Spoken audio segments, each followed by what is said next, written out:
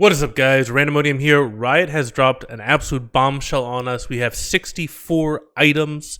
Some of them are new, some of them are reworked, I guess would be the right word. But 64 items that we got to go through. I know that the length of this video is probably going to be very, very long. You figure at least 1 minute per item, so it's going to be at least 64 minutes. But trust me, you're going to want to stick around till the end of this video. There's so much to talk about. We've got an item that converts critical strike chance into on-hit damage.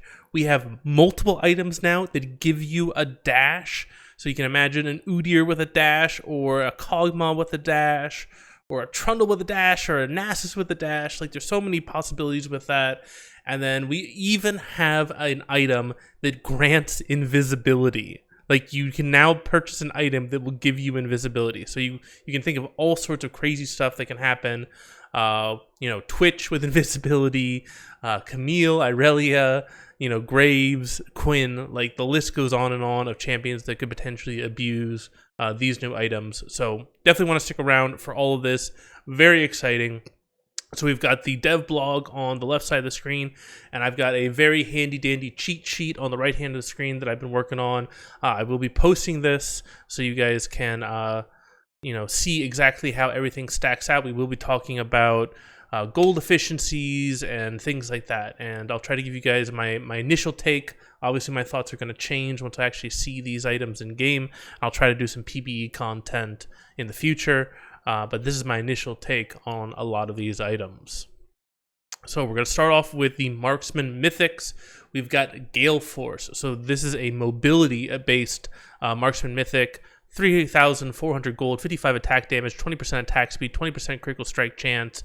The active is that you get to dash in a targeted direction. So this is one of the new items that allows you to dash. So you can give a dash to a Jinx or a Kog'Maw, or I'm trying to think about some other immobile marksman like an Ashe or something like that.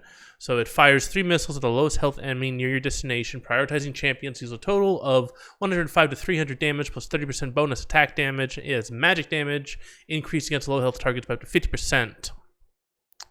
So 90-second cooldown. And then also, every single mythic also has a passive associated with that mythic where you gain additional stats based on how many legendary items you have. So these mythic items, they scale into the late game really well. So the mythic passive for Gale Force is it grants all other legendary items plus 3% movement speed. So this item, I'm currently ranking it as roughly like an A tier item. 3,400 gold. Gold efficiency without the passive is around 95%. In order for the item to be gold efficient, it needs to have at least 175 gold worth of value within their the passives and the actives that it has. And if we scroll over to the left here, we can see that the move speed from the mythic passive is worth 118 gold per legendary item. So if you have 2 legendary items, I believe. Yep, 2 legendary items. This item is more than 100% gold efficient, assuming that the active is worth 0 gold, which I think that the active is actually worth quite a lot. So yeah, this item is gold efficient. You could argue as a second item, definitely as a third item, but you may not want to build it first. And I think that's the way they kind of want to go, is you don't necessarily want to build these mythic items first, but they are like really good as the game goes on. Next up, we got the Kraken Slayer. So this is the anti-tank marksman item. So 3,400 gold, 60% attack damage, 25% attack speed, 20% critical strike chance. You've got a passive, which is Harpoon. So every third attack is enhanced, dealing an additional 80 to 120 plus 30% bonus attack damage as true damage. So basically, everybody gets Vayne W, essentially. Everybody gets Silver Bolts. And the mythic passive is that it grants all other legendary items 10% attack speed. So you can see if we're comparing Gale Force to Kraken Slayer, you get 5 more attack damage, you get 5 more attack speed, same amount of critical strike chance, but it's the same cost. So you can see the Kraken Slayer is slightly more gold efficient based off the stats alone. It's 103%, actually 104% gold efficient, not even considering the passives. And if we scroll over to the right here, we'll see that Kraken Slayer, the attack speed from the mythic passive is worth 250 gold per legendary item. So every legendary item you have, it's additional 250 gold worth of attack speed. So this item, I definitely would rate it as an S tier. It's very gold efficient, and if you can get away with it, it is quite good, especially if you've got some tanks, because you get that true damage as well. All right, and the final Marksman mythic is Immortal Shield Bow. So this is for surviving burst. 3,400 gold, so all three of them are 3,400 gold. Shield Bow gives you 50 attack damage, 15% attack speed, 20% critical strike chance, and 12% life steal. You've got a passive, I guess you call it a passive. So when taking damage reduced you below 30% health, you gain a shield, 150 to 650 based on your level shield for 3 seconds. In addition, you gain 20% life steal for 8 seconds. This is very similar to like a Phantom Dancer shield. I think it's roughly around the same value too. It's actually, I think, a little bit more powerful. And the mythic passive that you get is that it grants all other legendary items +8 armor and +8 magic resist. So this is a more defensive item trying to survive that burst. So this is probably the item you want to go if you're going to be going up against assassins or people that can get to you and you don't feel like your team is going to peel for you. So I definitely think this is definitely more of a solo queue item. Kraken Slayer is more of like, if you're doing flex or if you're doing 5-mans, things like that. So you can't really count on your team to be peeling for you in solo queue if you're a marksman. And especially with all the new items that we'll be talking about later when it comes to assassin items and the bruiser items, all of those items are quite powerful. So I think you're going to be seeing a lot of people going towards this shield bow as their mythic item if they're a marksman. I think people will want to go Gale Force or Kraken Slayer, but they're going to be forced to go Shield Bow more often than not. So Shield Bow, I am rating it S tier. It's 99% efficient without the passives. With the passives, it's worth a lot. Let me scroll over. So you can see the armor and magic resist from the mythic passive is worth 304 gold per legendary item, and then the shield is obviously worth a lot of gold on top of that. I think it's at least 500 gold, maybe more like 1,000 gold is what the shield is worth. So, very gold efficient item, definitely S tier, but I do think that a lot of people are going to want to not go this item because it's kind of the defensive item. It's not the PogChamp 1v5 item. It's just I'm just trying to survive item. All right, moving on to tank mythics. So Sunfire Aegis, this is basically a beefed up Sunfire. So 3,200 gold, so slightly less expensive than the Marksman items. 450 health, 30 armor, 30 magic resist, 15 or plus 15 ability haste. So ability haste is replacing cooldown reduction.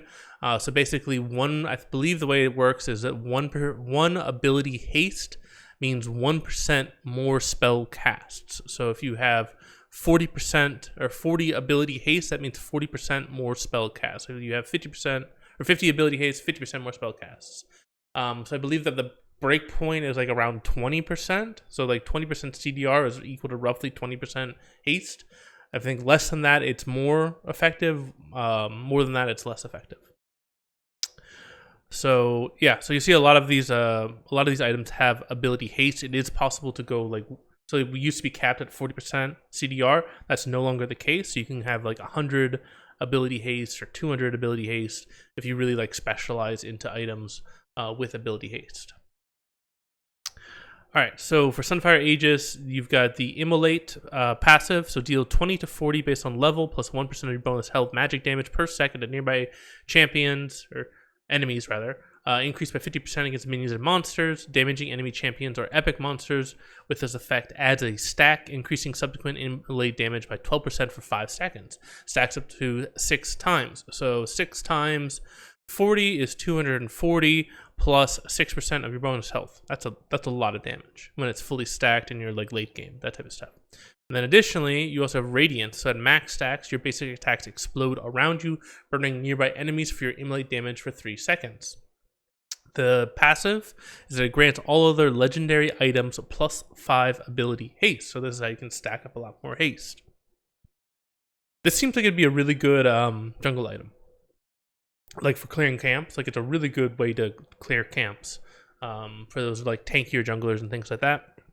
I think quite a few tanks will also take this for top lane. Don't think supports will take this because obviously they're not going to be CSing that much. But yeah, this is a lot of damage. So tanks, they have a huge damage amp with this item. So this is kind of the item that you would go if you feel like your team needs more damage and you're playing a tanky champion. As far as its efficiency is concerned, it's worth 3,200 gold. It's only about 85% efficient without the passives. So you're seeing a dip in the amount of raw stats you're getting with the items, but I do think the passive is a bit stronger than some of the Marksman items. That said, I'm only kind of rating it as a B tier. I think that they made it kind of a little bit intentionally underpowered, just because this is like the obvious choice that people are going to go towards. They're going to want to go towards the Sunfire Aegis. So I think that they kind of have gone a little bit gentle on the amount of stats it provides because they're trying to incentivize people to go towards other items, and they're worried that people are just going to like blind pick into the Sunfire Aegis if it's too strong, essentially. Next item we got is Frostfire Gauntlet. So this slows enemies. So this is basically like Iceborne Gauntlet, essentially. 3,200 gold, 350 health, 50 armor, 30 magic resist, 15 ability haste. So you can see more armor on this item, slightly less health, same amount of magic resist. So you're trading some health for some armor if you want to go towards Frostfire Gauntlet as opposed to Sunfire Aegis. They're both the same amount of gold. The Immolate passive is still there, but it doesn't have the stacking effect. You'll see that it ends after this first sentence here. It's only like that 1 second that deal 20 to 40% damage, increased by 50% against minions and monsters. Here, we've got this extra sentence where it says that it adds a stack and then increases up to 6 times. So that is only on the Sunfire Aegis. But you still get the Immolate passive on Frostfire Gauntlet, which is something that a lot of tanks will want, a lot of junglers will want, but just not as powerful as with Sunfire. Instead, you get Frostfire. So attacks create a frost field that slows enemies by 30% plus 4% per 1,000 bonus health. So you may get like 4% extra, maybe 8% really late game for 1.5 seconds. It says it has a 4-second cooldown, so it doesn't seem like this is triggered off of abilities like the old Iceborne Gauntlet was. It's just like anytime you attack. I'm wondering if this procs off of minions as well, or if it only procs off of champions. If it procs off of minions, I don't think it's as good as if it only procs off of champions, because you don't really care about slowing minions or slowing jungle camps or things like that. You want to be using the slow on champions. And the passive is it grants all the other legendary items plus 100 health and plus 7.5 size.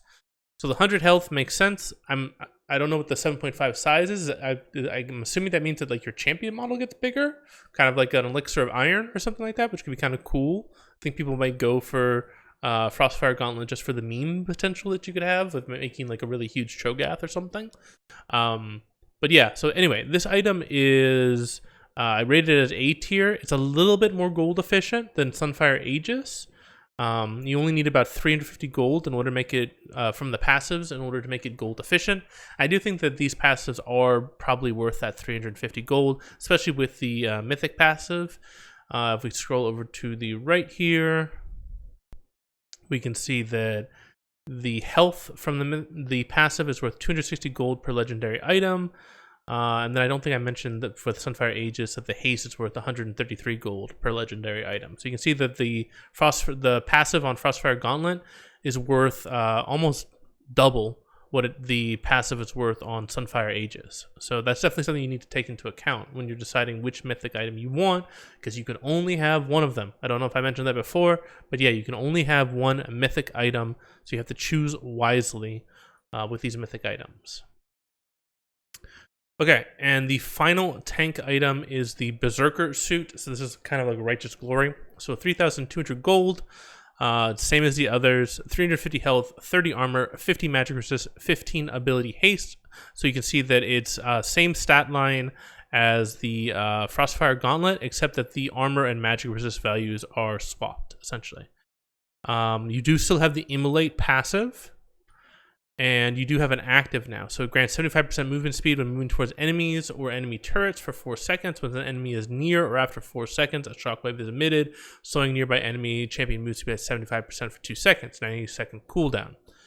So basically, yeah, Righteous Glory, and it like just procs, you know, as soon as somebody gets close enough. I'm wondering what the AoE is. Is the AoE similar to Righteous Glory, that type of stuff?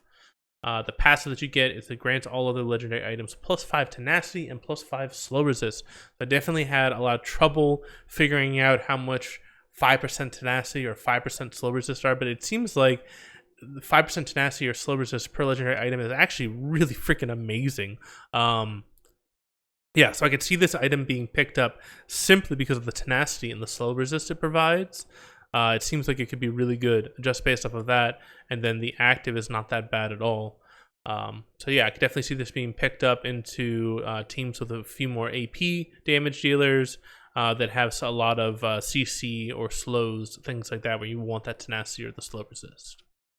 So those are the tank mythic items. So let's move on to the assassins. And this is where things start to get really bonkers. I think that the assassins and the fighters came out the best out of this entire item rework. I think these items are busted, and I'll explain why. So first up, we've got Dustblade of Drakthar. It says it's supposed to be used for team fight multi-kill. Yeah, that's exactly what we want, is assassins that are better at team fighting.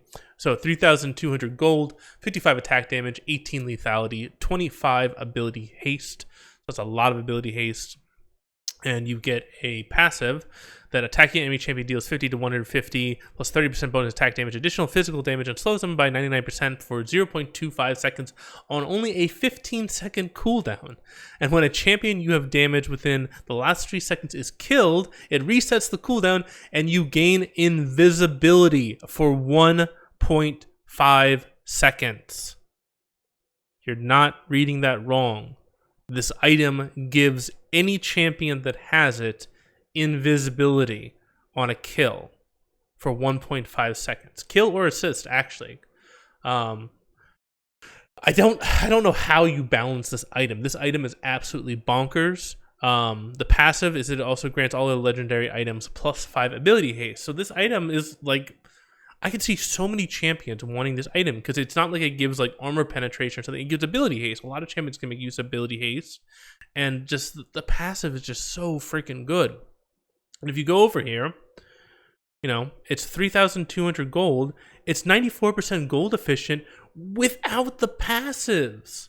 94% gold efficient. So even if it didn't have any passives, it still wouldn't be that bad of a buy. But with these passives, it's so good. So this is absolutely an S tier item. I think this item is absolutely going to get nerfed. There's no way they could keep it at this power level. It's going to make, any AD assassin type like champion is going to love this item. And actually, there's, quite a few of these good items for the AD assassins. So next one is Eclipse, and this is for dueling. And this one is also equally crazy. So 3,200 gold, 55 attack damage, 18 lethality. So same attack damage, same lethality, no ability haste. Instead, you get 10% Omnivamp. And I'm assuming Omnivamp, they haven't really explained it, but I'm assuming that means that healing across the board. So healing from auto attacks, abilities, doesn't matter if it's magical or physical, it's just everything heals you that deals damage, essentially. And the passive is that hitting a champion with 2 separate attacks or abilities within 1.5 seconds deals bonus physical damage equal to 16% of their maximum health and grants you 30% movement speed and a 150 plus 80% bonus attack damage shield, and slightly less for ranged champions. So it's 100 plus 60% bonus attack damage for ranged champions for 2 seconds. And it's only a 6-second cooldown. 12 seconds if you're a ranged champion, but I mean, who really cares? It's only 12 seconds. And the passives you get along with it is that every other legendary item you have gains 5 armor penetration. So, like, I'm thinking there's so many, like, split pushing AD champions that would love this. I mean, you're talking your Renekton, your Quinns, like, what else? Like, even like a freaking Darius, I could see, like, taking this item. Like, this is just absolutely bonkers. It gives you, massive amounts of damage, plus 30% movement speed, plus a freaking shield. And it's on such a low enough cooldown that basically if like anybody comes near you and you have even the slightest advantage, that person is dead. You are running them down. You are killing them. There's no way that they're escaping you. This item is crazy. It's absolutely S tier in my mind. It's 95% gold efficient without the passives. With the passives, it's extremely strong. I don't know if I've done all the math on it yet. Yeah, so the value of the armor penetration varies greatly with the enemy armor, but the shield alone, the shield and the and the movement speed are worth just ridiculous amounts of money, at least 500 gold just from that alone. So this item, absolutely bonkers, absolutely S tier. I definitely think it's going to get nerfed, so abuse it while you can, essentially. All right, final one for the assassins is the Prowler's Claw. This is for assassination. So 3,200 gold, but you get 65 attack damage, so 10 more attack damage as over the other two items. 21 lethality as opposed to the 18 lethality, and you only get 10 ability haste. You can see the dust blade up there was 25 ability haste. Down here, we only get 10 ability haste from the Prowler's Claw. The active is from the shadows, which allows you to dash through the target enemy. So you give an assassin another dash. You get to dash through the target enemy, dealing 100 to 200, plus 40% of your bonus attack damage, physical damage, and reducing their armor by 30% for 3 seconds. So you basically can do true damage if you have enough lethality and stuff like that. So yeah, this item basically just allows you just to kill people even more. So I can't imagine like a Talon with this. Like, it's giving me nightmares as a jungler. Like, even if I have some tank stats, you know, a Talon just hops over the wall to my red buff and just, you know, deletes me if they have this item. So this item is pretty crazy from my perspective. I think all three of these assassin items are going to be extremely strong. I think AD assassins are absolutely back in the meta. You may even see them at the professional level. These items are that good. And yeah, I expect to see a lot of people crying on the subreddits and things like that. We haven't even gotten to the passive for Prowler's Claw. It grants all other legendary items plus 6 lethality. So you even get even more chance to do true damage against people. So all three of these items, I rate them as S tier. So yeah, Dustblade S tier, Eclipse S tier, Prowler's Claw S tier as well. All right, let's move on to the AP mythics that have mana. So first up, we got Liandry's Anguish. So no longer Torment, now it's Anguish. It's the anti-tank mythic item. 3,400 gold, 80 ability power, 600 mana, 25 ability haste. That's a lot of mana. So a lot of the gold value in this item is in the mana. So that you can actually see this. If I go over to, you can see that the combat gold efficiency, which are just combat stats. So like, I don't consider mana a combat stat. I think like ability power, ability haste, attack damage, health, you know, things that actually help you win that duel in that moment. Those are what I consider to be combat stats. And you can see that these items, they take a hit in that combat gold efficiency. So you do have to understand that if you go towards one of these AP mythic items that have mana, you have to invest some of that gold. That investment is going towards mana, which is not going to give you that raw power. So you need to be playing more of like, you know, poking style, things like that. So Liandry's Anguish. So the passive is Torment. Your spells cause enemies to burn for 60 plus 10% ability power plus 4% of the target's maximum health magic damage over 4 seconds, shredding their magic resist by 5% per second for 4 seconds up to 25%. So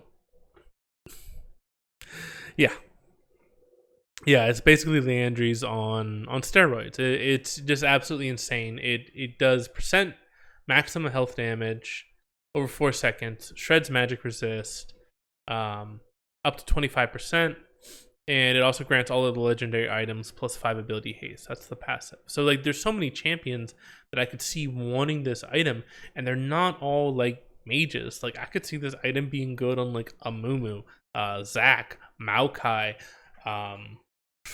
well, Silas, Lilia. Like, so many champions could make use of this item. It's really cool to think about it. But yeah, it's this item's really strong. And this is going to be like a common theme. You're going to be seeing me saying this all the time. Every single one of these items feels like they've taken it up to 11. All of these items compared to the currently existing items feel just ridiculously powerful. And it feels like Riot is going towards this idea of they're just going to make all of these items bonkers and just ridiculously overpowered. And it's this idea of like, well, if everything's overpowered, then nothing's overpowered. I do think that certain classes like the assassins are getting more with this than other classes, but everybody is getting power upgrades. So the power creep is definitely real with these item upgrades, these item changes. So Leandri's Anguish, I rated it as A tier, 95% gold efficient. I definitely think that this will get you to gold efficiency. The problem that I have is that it feels like there's going to be so much burst damage with all of these new items. I don't know how much you're going to make use of this passive. Like, there's so many items that deal so much damage in the game right now. Like, I feel like damage is just like even going to be more out of control in Season 11. And you'll see that even in the tank items, like the tank items don't look that tanky. It doesn't seem like you're going to be able to survive that long as a tank. So I definitely think we're going more towards a burst damage kind of meta. You know, an assassin, burst mage, skirmisher, duelist, you know, type of meta where, you know, it's basically just like who can kill who the fastest, essentially. All right. Next one, Luden's Tempest, obviously the evolved version of Luden's Echo. This is for burst damage, 3,400 gold, 80% ability power, 600 mana, 10 ability haste, 10 magic penetration. This is actually one of the only items that has flat magic penetration in it.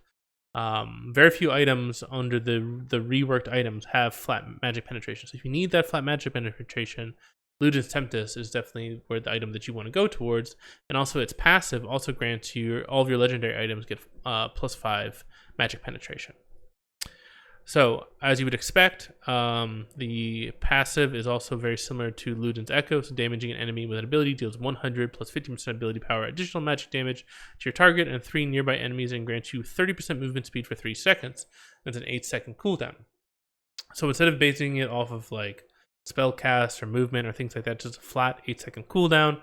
I do believe that Luden's Echo was only like 10% ability power, so this is an upgrade too. So now we're up to 15% ability power. So in general, this is a better version of Luden's Echo in every single way.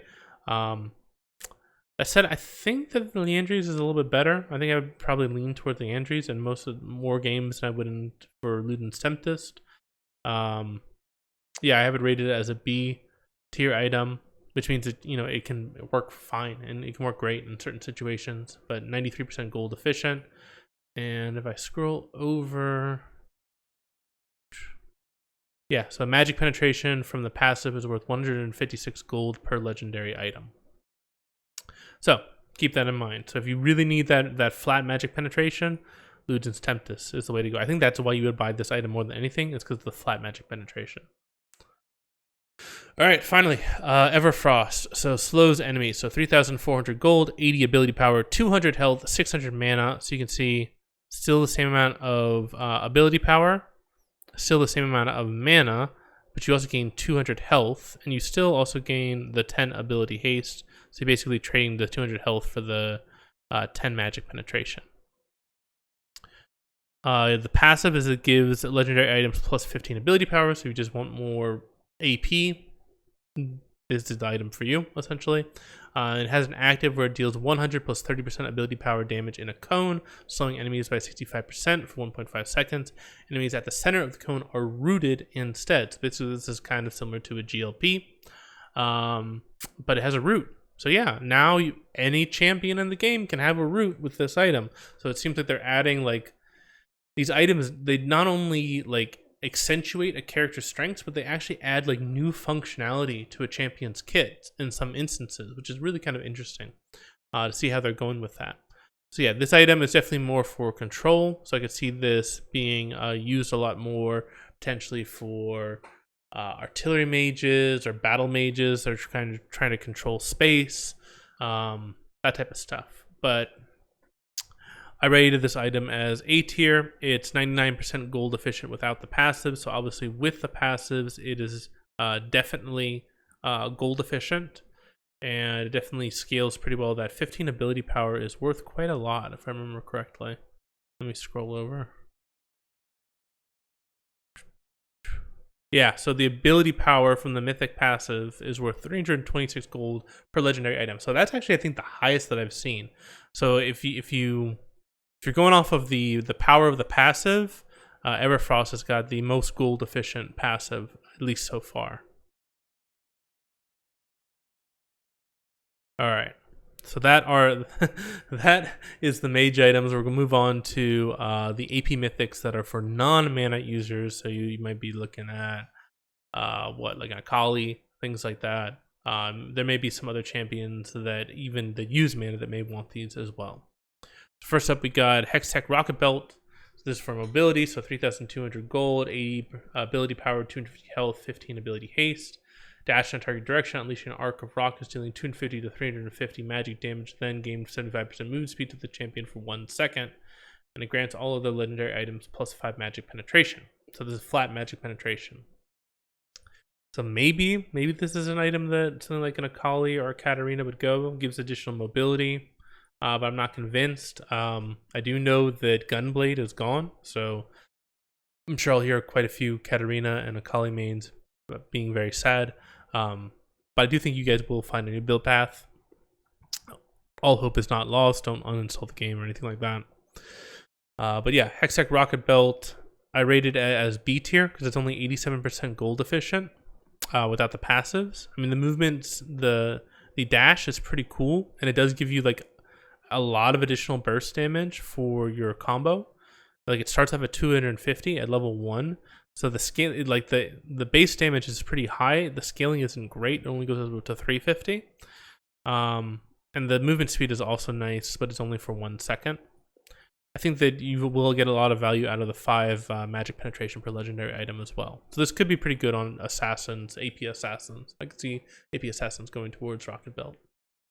I don't know if you're allowed to go over walls with this item. That's one thing that they haven't said. So yeah, not sure about that. All right, so we have an Axamuk's Folly. So this is a magic vamp item. So I guess Vladimir, maybe. So we got 80 ability power, 15 ability haste, 150 health, and 10% Omni Vamp. So yeah, I can see Vladimir really enjoying this. And for each second in champion combat, deal 3% bonus damage, max 15%. All this effect is max. Convert 100% of the bonus damage into true damage. So this is not saying that like 100% of all damage goes to true damage. This is saying that 100% of that bonus damage from the corruption passive goes to true damage. So this is also another item that, yeah, I can potentially see like an Akali using this by dipping into the Shroud. I could see like a Swain using this, Vladimir. Yeah, anybody who's looking for the really long extended fights can be pretty good. And the passive is it grants all other legendary items plus 5% magic penetration. So this one is going to, the gold efficiency of that is going to be dependent upon how much magic resist you think that the enemy team is going to build. And I haven't done the math on like what's the breakpoints for this yet, but yeah, it could be interesting. I may want to spend some time doing that, figuring out what are the breakpoints where Axamuk is better than Rocket Belt, things like that. All right, final one for the AP non-mana would be Night Harvesters. This team fight multi-kill, so 3,200 gold, 80 ability power, 250 health, 15 ability haste. So the passive is the reaping, damaging an enemy champion, deals 150 to 250 magic damage and grants you 25% movement speed for 1.5 seconds, 60 second cooldown per champion. But it does seem like what they're saying is that you can proc this multiple times off of different champions. So like in a team fight, the way I'm reading this is that you could get 125% movement speed for 1.5 seconds if you deal damage to all 5 enemy champions. So I'm already like thinking like Singed, AP Assassins would definitely like that, Vladimir would definitely like that, Swain would like that. So yeah, all of these items, I can see like the same champions going for each of these items in different situations, and that's cool. It doesn't seem like there's a lot of cookie cutter builds anymore. It's like, you know, in certain situations you're gonna want to go Night Harvester over Axamuk's Folly, but it's not like you're always gonna go Folly over Night Harvester. So that's cool. I really like that. The mythic passive is that it grants all their legendary items plus 5 ability haste. So this could be useful for if you want to stack ability haste. As far as its tier, I rated it as B tier. It's only 87% gold efficient without the passives. I would say this is probably worth it. It is worth the 400 gold that you would need in order to make it gold efficient. But I do think that Aximoc Folly is probably the best. It's 101% gold efficient without even like considering the passives, and then the passive definitely makes it worth way more than that. I am basing that off of, I don't know exactly how much the Omnivamp is worth, but I am making like a guess what it's worth, and based off of that, it's worth the item is about 101% gold efficient. So I may be overestimating the value of the Omnivamp. I'm not sure. Okay, let's move on to the AD Fighter Mythics. So obviously we gotta have Trinity Force. So Trinity Force is still in the game. It's for burst damage, 3,333 gold, 33 attack damage, 33% attack speed, 200 health, 15 ability haste. So very similar than you would see to old Trinity Force, but it's down here where you see the difference. Actually, it's right here, the Swift Strikes. This is where things really get different.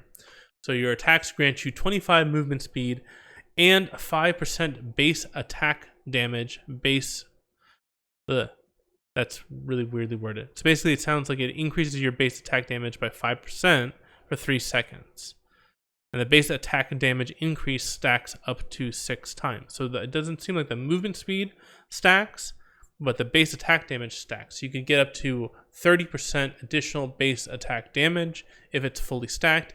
And it does stack off of minions, based off of how I'm reading it. Maybe wrong, but it seems like it doesn't matter what you attack. You can stack it up, so it's kind of similar to like an Aurelia passive. But yeah, so this is really strong. You basically stack up the passive, and then you look for the all-in once you have it fully stacked.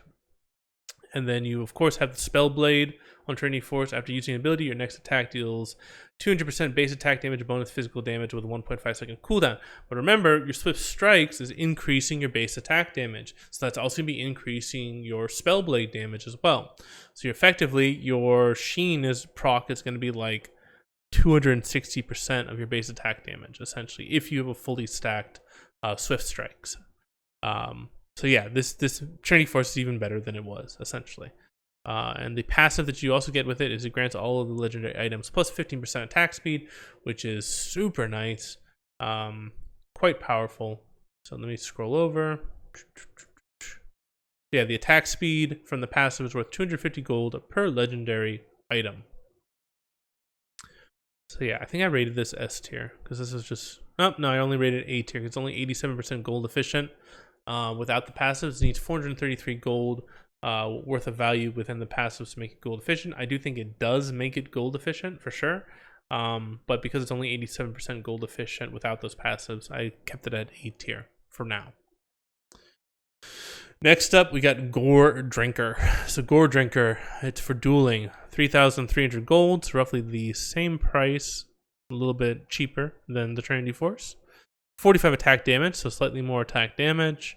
You get more health, so 400 health instead of 200 health. No attack speed though, but you do gain ability haste and base health regeneration. So your active is Thirsting Slash, so deal 110 total attack damage, physical damage to enemies in a circle. Whoa, excuse me. Recover 20% total attack damage health, plus 12% of your missing health for each champion hit. 15-second cooldown, reduced by ability haste. So he basically is like a Darius Q or Renekton Q. Yeah, so basically gives you a lot more sustain and also more to your burst damage, essentially. I'm wondering if you can combo this with other abilities. Like, could you like do a Renekton Q at the exact same time that you activated this as well for like an extra burst of damage? That could be actually really interesting. I'm gonna need to experiment with that. You also gain the Aggression passive, which gain 1% increased attack damage for every 5% of your missing health. So max at 15% attack damage at 75% missing health.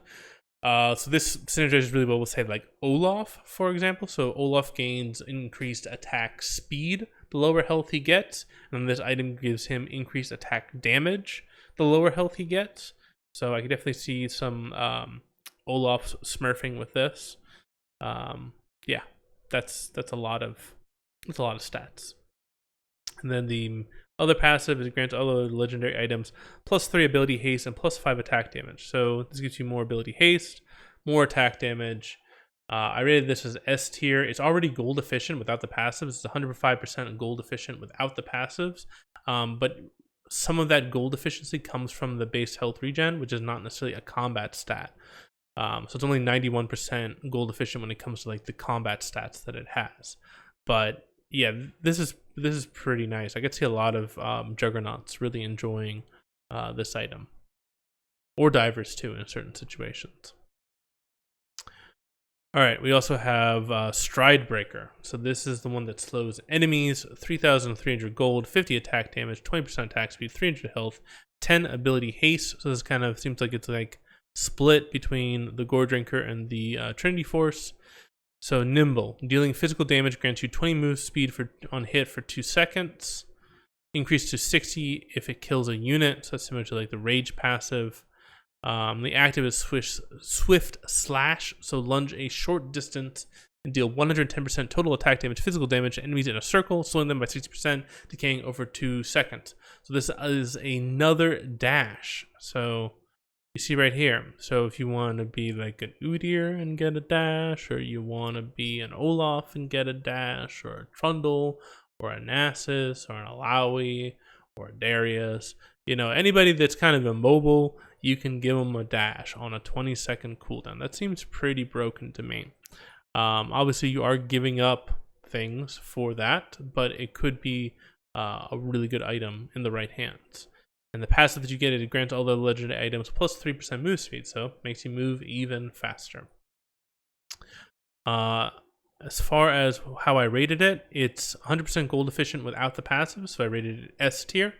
Obviously, with these passives, it's definitely way more than 100% gold efficient, especially if you already have some other legendary items.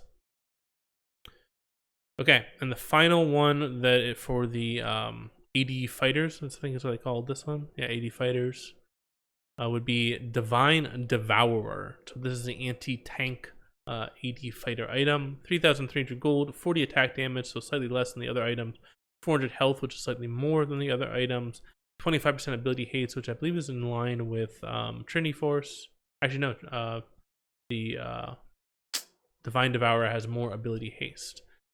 And then you do have a Spell Blade. So after using an ability, your next attack deals bonus physical damage equal to 6% of your maximum health, 1.5 second cooldown, 150% base attack damage, minimum damage. So this is kind of for like a tankier champion. This could be pretty good. So, and then you also have another passive called Feast. Is that when you use the Spell Blade and it hits a champion, you heal for 80% of the damage amount. And the passive is that it grants all of the legendary items plus 100 health. If I remember correctly, the 100 health is actually pretty good as far as how much gold value it's got. Yeah, 260 gold per legendary item. I rated it as S tier. It's 94% gold efficient without the passives. With the passives, it's obviously worth a lot more. You get the increased healing. You get damage that scales off of maximum health, which pairs really well with a lot of other items that are new or revised, like Titanic Hydra, for example. I could see some really interesting builds with like Titanic Hydra, Warmogs, Divine Devourer, other tankier items to build somebody who can deal a lot of damage while still being like really, really tanky. I think you get kind of like the Atmogs kind of meta that, you know, from years past. We might have that arise with items such as Divine Devourer. Okay, so let us move on to the Enchanter Mystics. So I think that the in conclusion, the AD fighters, they got probably the second best items. I think that the AD assassins got the best, and the AD fighters got the second best when it comes to their mythic items.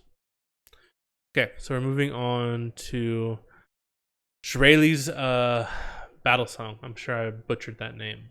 So it's no longer the Revelry, now it's the battle song. So this is for team mobility. 2,600 gold, so significantly cheaper than the other mythics we've seen. 300 health, 25% ability haste, and 10% movement speed. If you look over here, that's not a lot of stats. It's only 70% gold efficient without the passive. And this is something that you see with these more Enchanter mythics, is that the base stats are really, really low, but it does seem like the power of the actives and the passives is higher. So more of the gold value of the item is in the passives and the actives rather than the base stats that the item provides. So the way that I would translate this is I think that supports are going to be a bit squishier. They're not going to have as much base stats as they did in season 10. But they're going to have more impactful actives and passives that they can use. I think that's going to make it so that people are going to, in solo queue, are going to dislike support more. But I think it's going to make supports even more powerful and competitive. This feels like it's a competitive buff for supports, but it's a nerf for like solo queue. Hopefully that makes sense. But yeah, so the active for the battle song is it grants you and your nearby allies 40% decaying movement speed for 4 seconds and 60 to 100, based on your level, bonus magic damage on the next 3 attacks or ability hits against champions. Doesn't say how long that those 3 attacks or ability hits against champions lasts. If it's 4 seconds, 10 seconds, a minute, the rest of the game, doesn't say. But that's a lot of damage, right? That means that's... So use 500, so that's 100 times 5 times 3. So that's an additional 1,500 damage at max level that your team can do off of their next 3 attacks or ability hits. So a lot of damage. But if you blow it, if you you pop the active and nobody follows you up, you lose a lot of gold value there. So that's why I'm thinking that this is going to be really powerful in competitive, in professional play, in Clash, that type of stuff. But don't know how strong it's going to be in solo queue. So yeah, I rated it B tier just because it's I almost wanted to rate it lower just because there's just hardly any gold efficiency on the item as far as like the base stats. Like most of the gold is in the active. You need to have 758 gold. This active has to be worth that amount for it to be gold efficient. So, yeah, not sold on it yet. Next up, we got Lock of the Iron Solari. This is for Surviving Burst, 2,600 gold, 150 health, 25%, 25 ability haste, 30 magic resist, 30 armor. Really like the stat lines. You get the armor, the magic resist, the ability haste, the health. Pretty cheap. The active is similar to what you would expect. Grant nearby allies a shield, 260 to 430 shield. That's a big shield. Big shield. Decaying over 2.5 seconds, 90-second cooldown. You also grant, you have an Iron Aura. Grant nearby allied champions 5 armor and 5 magic resist. And it grants all of the legendary items plus 2 armor and plus 2 magic resist to increase the Iron Aura. So this is like a really strong like team fighting item. It's really good at countering assassins, so I think that this is probably going to be the default item that most supports go towards, at least at like the beginning part of the season, because you're going to want that shield to try and like survive the burst damage to keep your AD carry alive or keep yourself alive a little bit longer. You can see that it's only 84% gold efficient without the passives. I do rate it as A tier because I do think that yeah, you can get a lot of gold value out of the shield. Yeah, so you can see Iron Aura passive is worth 190 gold per nearby enemy champion. The Mythic passive increases the value of the... Whoops, went over one too far. By 76 gold per legendary item. And then obviously the shield is also worth a significant amount of gold on top of that. So if you hit like a 5-man shield, oh man, that's like well over 1,000 gold worth of stats right there for those team fights. And then finally, we have the Moonstone Renewer. So this one is like the worst when it comes to gold efficiency for stats. Only 60% gold efficient, only gives you 150 health, 25 ability haste, and 100% base mana regen. So actually, some of that gold efficiency is in the regen. If you look at like the actual combat gold efficiency, you're sitting at a nice 40% gold efficient. So you need 1,000 gold from the passive. So the passive has to be in your head worth at least 1,000 gold for this item to be gold efficient. So the passive is when afflicting enemy champions with attacks or abilities in combat, heal the most damage a nearby ally for 30 to 60 health on a 2-second cooldown. Each second spent in combat with champions increases his healing effect by 25%, max 100%. So if you like max it out, that means that you're healing people 60 to 120 damage every 2 seconds. That seems really powerful to me. I'm not gonna lie. Like if you can stay alive, that's really cool. And it basically says any champion can be a healer. You can have Leona be a healer. You can have Nautilus be a healer. You could have Brand support be a healer. Like anybody gets to be a healer with Moonstone Renewer. So I'm curious to see what champions you're gonna see building this item. But it basically makes any champion a healer. Gives you some of utility onto any champion, which is pretty cool. The passive grants all of the legendary items plus 5 ability haste. That said, just because it's so golden efficient, like so much of the item value is in that passive, that healing, I can only give it a C right now.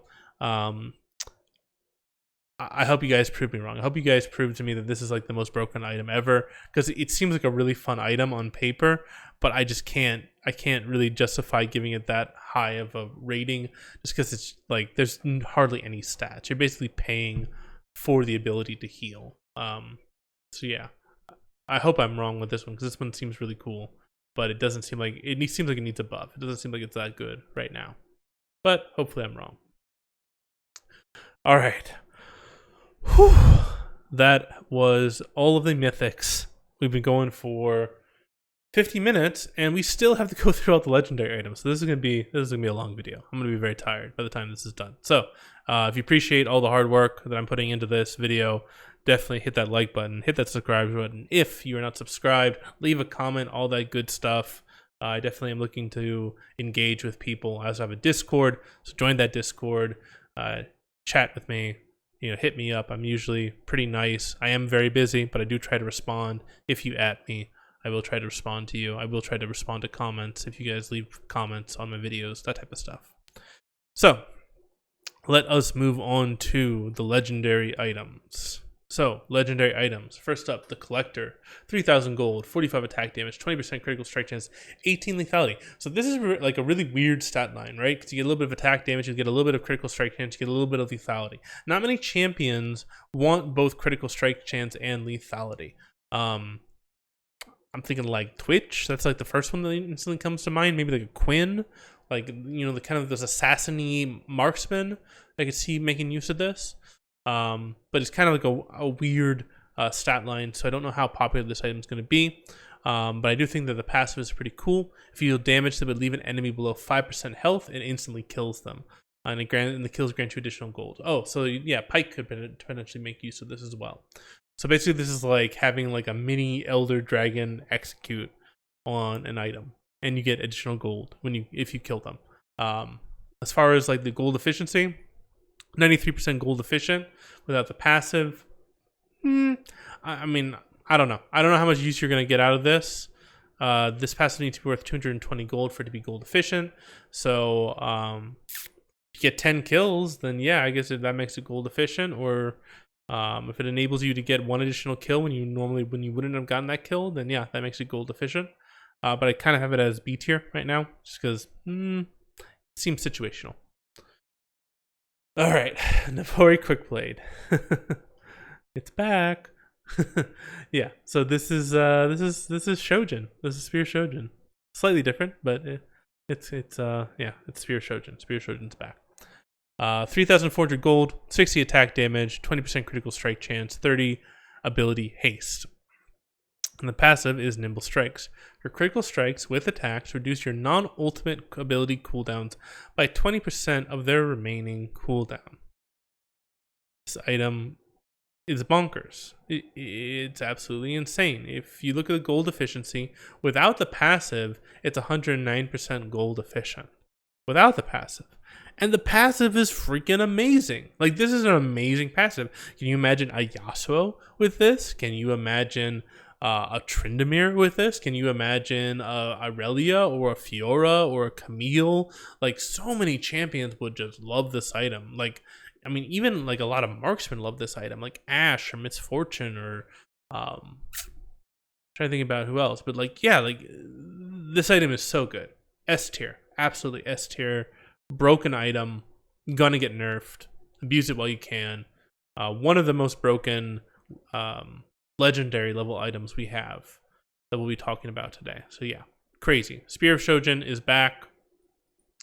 At least they made it a little bit harder for you to get all that cooldown, because now it has to be based off your critical strikes. But I could see people going like crit jacks with like this item. It's that good. So I'm sure there's gonna be a lot of meme builds that come out with this Navori Quickblade. So Forces of Nature, same name, different item. So don't get your hopes up. 2,900 gold, 350 health, 55%, 55 magic resist, 7% movement speed. And the passive is Rhythm of Ionia. Taking ability damage grants you 6 movement speed and 4 magic resist for 5 seconds, stacking up to 5 times 1 stack per unique ability. On paper, this sounds good. Unfortunately, it's not, based off of the math that I've done. So the item is only 75% gold efficient, not including the passives. So in order for the item to be worth buying, the passive, the movement speed and the magic resist has to be worth 724 gold. Well, we can calculate that, right? We can calculate how much movement speed is worth and how much magic resist is worth. And if we scroll over to the right, we can see that each stack of Rhythm of Ionia is worth 144 gold, which means it's only worth 720 gold at maximum stacks. So you only reach 100% gold efficiency when you're at maximum stacks. Even then, you're not 100% gold efficient. You're like 99 point something % gold efficient. So right now, I got this item as D tier because it's never gold efficient. Even with a fully stacked passive, it's not gold efficient. So this item is underpowered. Hopefully they will buff it. I'm happy to see Force of Nature back. But yeah, this item right now is weak. And I would avoid it until they buff it. Or until somebody proves me wrong. All right, next item, Serpent Fang. So 2,800 gold, 60 attack damage, 18 lethality, and shield breaker. So you deal 300 additional damage to shields. So if the enemy support buys a Locket or is a Janna or something like that, you buy this item and you basically negate the champion. So this item could be really situationally powerful. You're not going to buy this item every game. But against teams that have a lot of shielding, this item is like a must-buy. Essentially, it's like Grievous Wounds for healing champions. So I see a lot of champions picking this item up if they're up against somebody that has a lot of shields. Like it could be really useful against like Set. I could see it being really useful. Karma, Janna, Lulu, that type of stuff. As far as its gold efficiency is concerned, it's only about 90% gold efficient. So because of that, you got to keep it situational. Got to keep it B tier. Okay, next up, Horizon Focus, 3,000 gold, 100 ability power. So that's even more than the mythic item. So really high ability power on this item. Focus Fire, damage a champion with an ability at over 850 range, or immobilizing them reveals the target and increases your damage dealt to them by 15% for 6 seconds. Paper sounds really cool. Sounds like it's like a must-buy item for artillery mages. But then you look at the gold efficiency. Gold efficiency is only 72.5% gold efficient because all it gives you is 100 ability power for 3,000 gold. So you could almost have like a Rabadont, I think, for roughly that price as well. So it's really expensive for only the 100 ability power that you're getting. Obviously, if you can reliably proc this, if you can reliably hit targets at over 850 range, reliably immobilize targets, then the 15% damage amp is pretty nice. That's pretty cool. But I can't see it being that good. I feel like this item needs more stats in order for it to be worth the 3,000 gold investment. Okay, next up we got Cosmic Drive, 3,000 gold, 60 ability power, 200 health, 30 ability haste. So we got Spell Dance is the passive, dealing damage with abilities grants 10 plus 20% ability haste movement speed for 4 seconds. So Just based off of the stats, it's 87.5% gold efficient. I do think that the movement speed it grants is pretty cool. We can check out how gold efficient it is over here.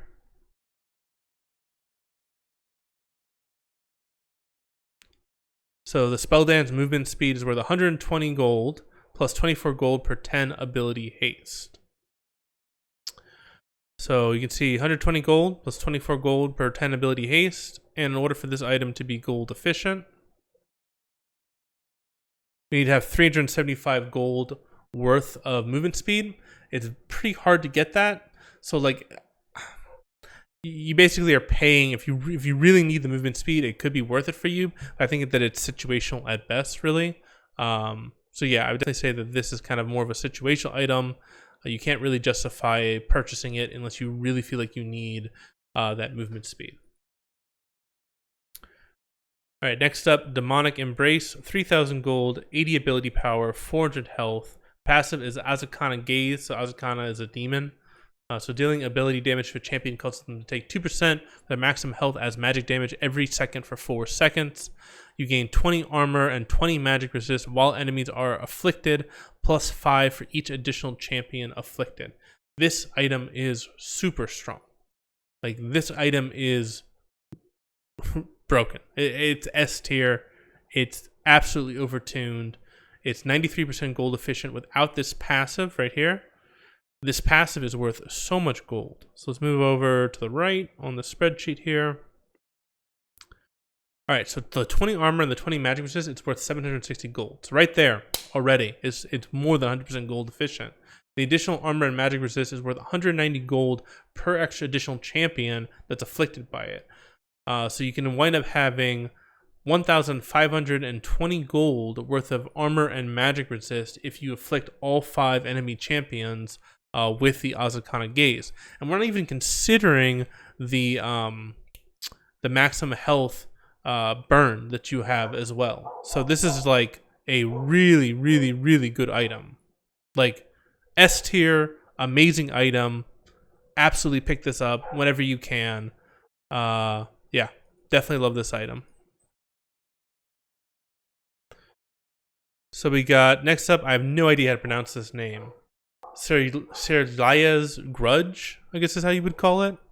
3,000 gold, 50 attack damage, 30% armor penetration, and 20 ability haste. And the passive is that your damaging abilities slow by 30% for 1 second. So this is kind of interesting because it's attack damage, but it says abilities, not auto attacks. So this is kind of an interesting situational item. I'm wondering, because you get the armor penetration, 30% armor penetration. Oh, I can see like MF. This would be really good like on MF, right? Like you do MF ultimate and you get a slow with your MF ultimate. So something like that can be really good, but this item may be a little bit more situational. 76% gold efficient without the passives. I didn't include the armor penetration because it's really hard to calculate gold efficiency of armor penetration. It's really based on how much armor the enemy team builds. So yeah, the armor penetration alone could be worth a lot of gold, just depending upon the team composition. Even without that, though, the fact that you have a slow, you basically add a slow to every ability in your kit, pretty crazy. So I definitely think this item is more than 100% gold efficient in most cases. So I gave it an A tier. All right. Next up, we got the Silver Weave leg plates, 3,000 gold, 35 attack damage, 200 health, 35 magic resist. The active is Quicksilver, remove all crowd control debuffs and gain 40% tenacity and slow resist for 3 seconds. I do believe that I'm not sure if Mercurial is still in the game or not. I'll have to double check. This is either a replacement for Mercurial or it's a different like alternative to Mercurial. You see 200 health, 35 magic resist. Seems like there's a decent amount of overlap between this item and Mercurial. Right now I have it as C tier because it's only 79% gold efficient. Obviously the Quicksilver could be really useful. So in order for the item to be gold efficient, the Quicksilver has to be worth 625 gold. So basically you have to ask yourself, is the Quicksilver active? Is it worth the 600 gold? If it is, then you buy the item. If it's not, then you don't buy the item. All right, next up, new item, Chempunk Chainsword. 2,700 gold, 45 attack damage, 200 health, 15 ability haste. Passive is Curse, so dealing physical damage, applies 40% grievous wounds to enemies for 2 seconds. If the target is below 50% health, this effect is increased to 60% grievous wounds. So you can see that healing has been kind of out of control for a while now in League of Legends. So you're seeing that they're beefing up the grievous wounds items. So 40% if they're above 50% health, 60% if they're below 50% health. Stat line's pretty good. You get attack damage and health, so you can see a lot of bruisers, a lot of fighters building this item if they didn't want to go towards like a Bramble Vest or something like that. I rated it as A tier, 92% gold efficient, but you only need 200 gold. So if the Grievous Wounds is worth 200 gold in your mind, then the item is gold efficient. And typically I would say the Grievous Wounds is worth at least 200 gold in most situations that you would buy it. So this is definitely a gold efficient item if there is healing on the enemy team. All right, next up we got Chemtech Fumigator, 2,100 gold, 45 ability power, 15 haste, 100% base mana regen. Same passive, except it's slightly different. Dealing magic damage applies 40% grievous wounds on enemy champion for 2 seconds. Immobilizing the enemy champions applies 60% grievous wounds instead. So, I mean, obviously the natural choice would be like mages for this item, but you could run it with tanks that have a lot of immobilizing effects. If you want to play more of like an AP bruiser style of tank, or even something like a Silas or something like that, potentially could make use of this. You have to remember that some of the gold value is in the 100% base mana regen, so the item is slightly less gold efficient for combat stats. But that said, it is 90% gold efficient. In order for the item to be gold efficient, the passive needs to be worth 221 gold, which I would say the Grievous Wounds usually is worth at least that 200 gold. All right, we're at 1 hour, 6 minutes, and still got a decent amount of items to go. Next up, Staff of Flowing Water, 2,100 gold, 60 ability power, 50% heal and shield power, 150% base mana regen. Passive is Riptide, healing or shielding an ally grants you both 15% movement speed and 20 to 40 ability power for 3 seconds. This item is crazy powerful. 138% gold efficient without the passive. Like, this item is really strong. Like, if you've got heals or shields, yeah, you want to buy this item because it's really powerful. I can see it pairing really well with Marksman that have some ability power scaling. You may even see mages being run in bot lane more often if the Enchanter is going to go an item. It's going to go the Staff of Flowing Water. So this item, really, really good. Nice amp to the heal and the shielding power. And then, yeah, 50% bonus movement speed and some additional ability power. Can't knock that at all.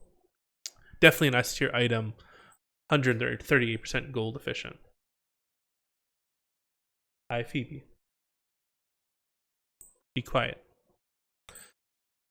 Got all the animals acting up right now. All right, guess what? Runestone is back. Or Sightstone, essentially. So Ancient Runestone, 1,000 gold, requires level 13 to purchase. This item can store up to 3 purchased control wards. So basically, it's like control ward bag, essentially. So instead of only being maxed out at 2 control wards, you get to have 3 control wards in your inventory, but you still can only place 1 at a time and have 1 on the map.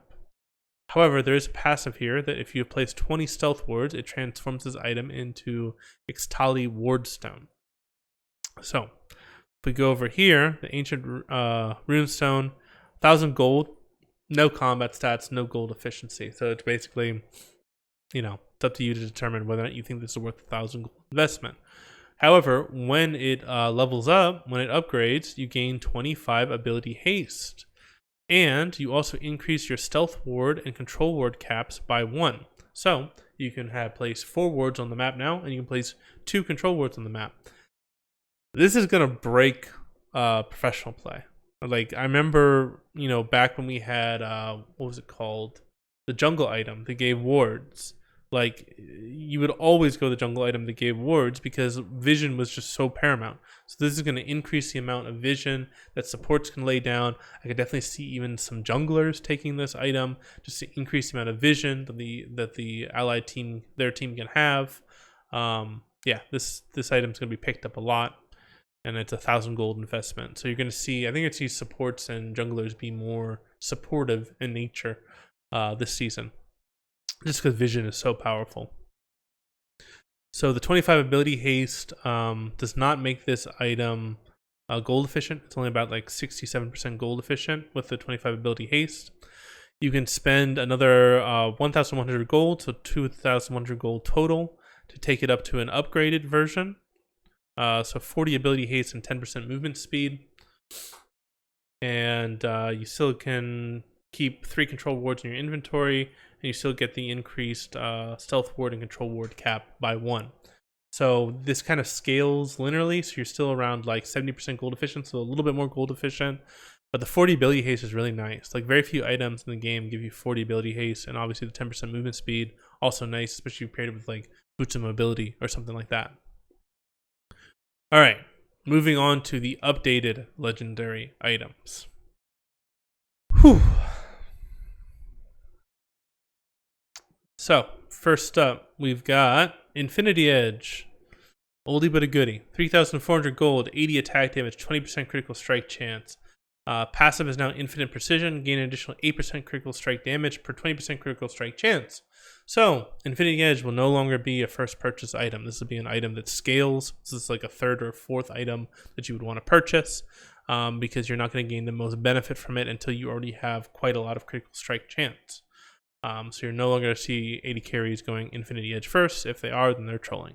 The item is 160% gold efficient without the passives. So with the passive, it's definitely way more than 100% gold efficient. So it's definitely S tier. It's a really good item. Just don't buy it first. You want to save it for like second, third, fourth. Okay, next up, Ginsu's Rage Blade. Another item that's changed. 3,200 gold, 50% attack speed, 20% critical strike chance.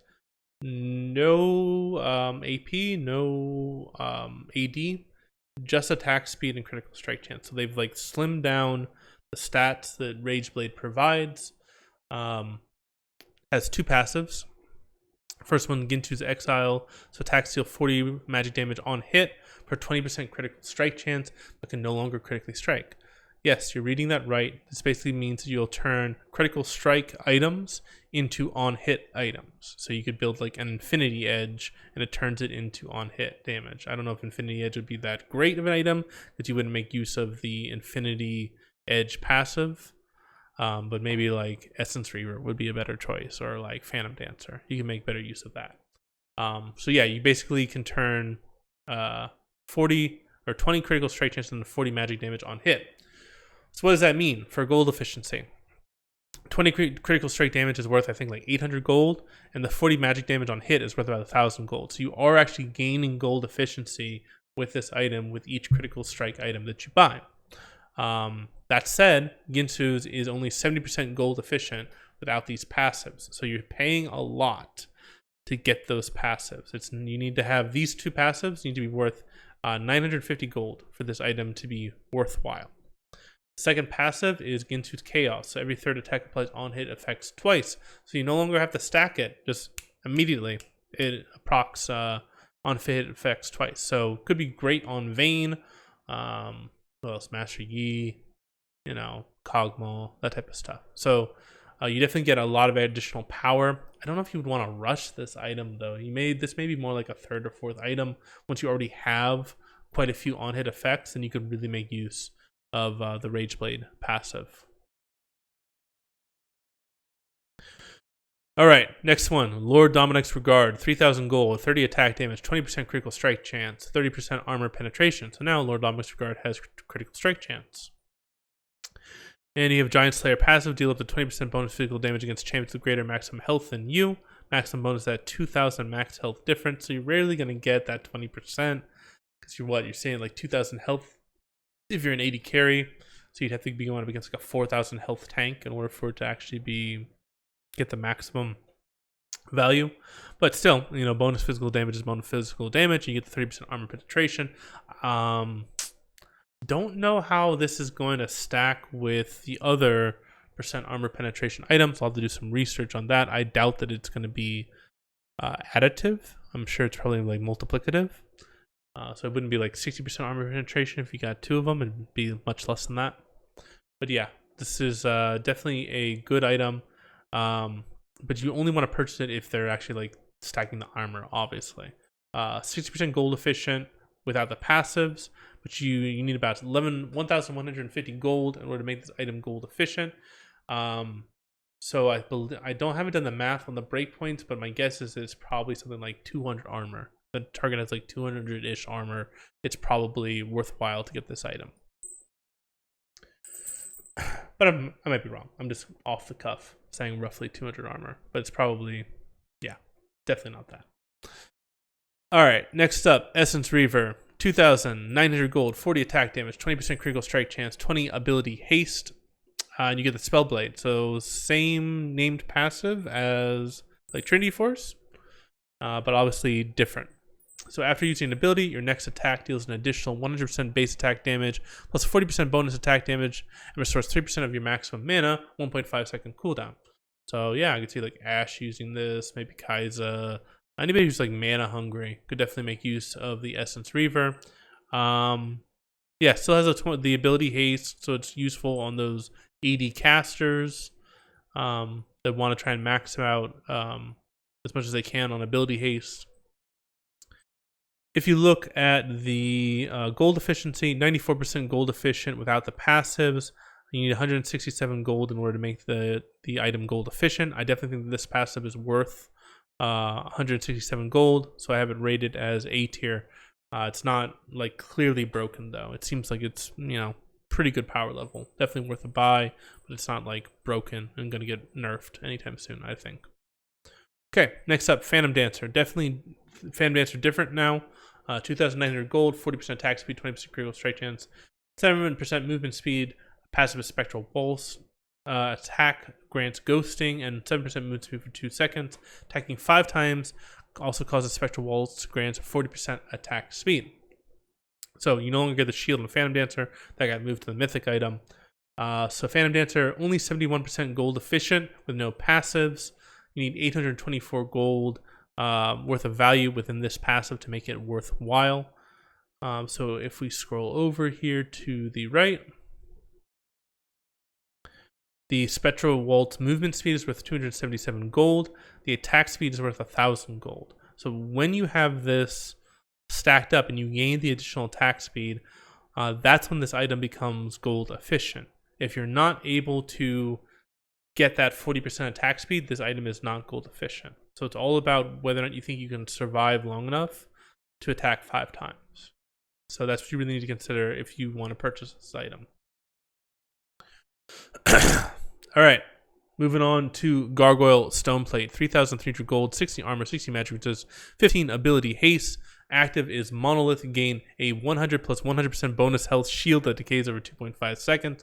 So it's no longer that you just like double your health. Now you gain a shield equal to 100% of your bonus health, which seems a little bit more balanced. Stoneplate was broken. I definitely abused that.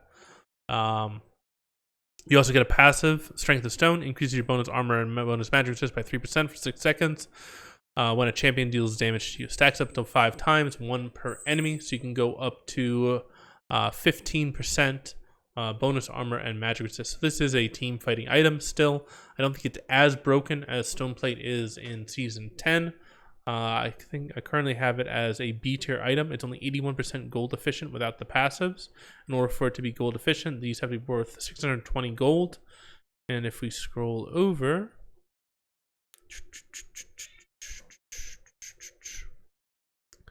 the Monolith Shield is worth 260 gold plus 260 gold per 100 bonus health. And the Strength of Stone passive is worth 114 gold per 100 armor and magic resist per enemy that you get attacked by. So that's a lot of math, but basically this item is gold efficient if you're in a team fight. It is not gold efficient if you're like skirmishing or split pushing. So obviously you only want to buy this item if you're planning on team fighting a lot. All right, next up, Spirit Visage, 2,900 gold, 450 health, 40 magic resist, 10 ability haste. Passive is Indomitable Will, increases all healing received by 25% and all shielding received by 15%. This item got a boost, way more overpowered than it was. It's only 74% gold efficient without the passives, but with the passives, it could easily be worth, well over 100% gold efficient, especially if your champion naturally has healing and shielding in their kit. Could be very good. But yeah, it definitely makes the item a bit more situational, even though it is like a souped up version of Spirit Visage, because the gold efficiency is less. You're not going to be buying it like every game, like a lot of champions were in Season 10. All right, next up we got Abyssal Mask, 2,700 gold, 350 health, 60 magic resist. Mobilizing an enemy champion reduces their armor and magic resist by 25% for 4 seconds.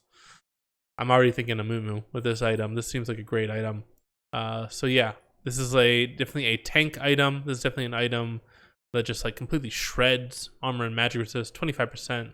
Really, really good. You can see stat-wise, only 73% gold efficient. So again, this is one of those type of things where, like, compared to a lot of like the carry items, it doesn't seem like the tank items have the same level of gold efficiency. It seems like a lot more of the power of like the tank items and the enchanter items is in the passives and the actives compared to the raw stats that you see in a lot of the carry items.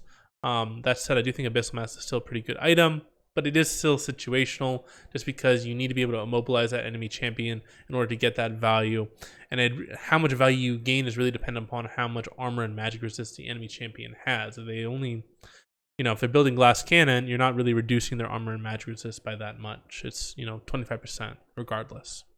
So situational item, I'm still probably going to be building it on champions like a Mumu, maybe a Zac, maybe a Maokai, those type of champions. All right, next up, Frozen Heart.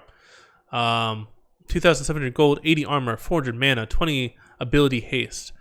2 passives. Winter's Embrace reduces attack speed of nearby champions by 15%. It doesn't say what the range is, but I'm assuming it's comparable to Frozen Heart, how it currently is. And then you also have Rock Solid, reduces incoming damage from attacks by up to 7. Per 1,000 total health, capped at 40% of the attack's damage. So probably be sitting at like 3,000 health, maybe 4,000 health. So you're talking like 21 to 28 reduced damage per attack. I mean, that's nice. Good news is that the item is already gold efficient without even considering the passives. Bad news is that a lot of the item's gold value is tied up in that 400 mana that you get. So if you're actually looking at like straight up like combat stats, it's only like 79% gold efficient. But if you're looking at just like all the stats, it's 100% gold efficient. So I think that this item is good if you need the mana. If you don't, you probably want to go towards Randuin Omen. It seems like it might be just a better item stat wise because they both share the Rock Solid passive. Randuin's Omen, 2,700 gold, 250 health, 80 armor, 10 ability haste. Active is briefly slow enemies and reduces their attack damage by 10% and their critical strike damage by 20% for 4 seconds. 20-second cooldown, and then you still get the Rock Solid passive that you got with Frozen Heart. So Randuin's Omen's only 93% gold efficient, but that's all combat stats. You can see the combat gold efficiency is still 93%. In order to make this item gold efficient, the passive and the active had to be worth 180 gold, which they definitely are. So I definitely think this is one of the best tank items that they currently have right now. I definitely will be going towards this item in most of my games, just based off of how gold efficient it is. All right, next up, Titanic Hydra, 3,300 gold, 30 attack damage, 550 health. 2 passives. First passive, Titanic, gain 1.5% total health, bonus attack damage. Yes, you heard right. It's Atma's Impaler, but it's a Titanic Hydra. So yeah, Atma's Impaler basically back now with Titanic Hydra. They removed the active portion of Titanic Hydra. Now it's just passive, so basic attacks cleave 5 plus 1.5% bonus health, bonus physical damage to your target, and 40 plus 3% bonus health, bonus physical damage to other enemies on the cone on hit. And the cleave is also applied to structures. So this is gonna make tanks and bruisers like better at tower destroying. I see this being really good on Trundle, Nasus, maybe even. Definitely be building on Warwick. But yeah, you could see some really strange builds, I think, because now you're basically anytime you buy a health item, you're also gaining bonus attack damage. That sounds like a pretty cool combination. So yeah, we might get into Atmogs, the season of Atmogs again, with Titanic Hydra and Warmogs and other health items. As far as gold efficiency, it is only 75% gold efficient without the passives. So keep in mind that you're paying a premium to get those two passives. In order for the item to be gold efficient, these two passives have to be worth 820 gold.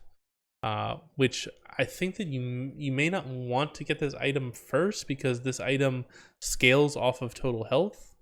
So it's not going to be that gold efficient until you have a decent amount of total health. So maybe you get the Hydra if you need it, and then you sit on the Hydra until you second, third item, and then maybe you upgrade to Titanic. Okay, next up, Ravenous Hydra, 3,300 gold, 65 attack damage, 20% ability haste, 15% physical vamp. So that means it's not only your auto attacks that get healing, but it's all of your abilities to deal physical damage also get healing. Two passives, Ravenous and Cleave. First passive, Ravenous, physical vamp also applies to the true damage you deal. So this could be really useful for, say, Fiora. So yeah, so you get, if you're dealing true damage, it also does the physical vamp. And then you also have Cleave, so attacks deal up to 60% total attack damage, physical damage to other nearby enemies.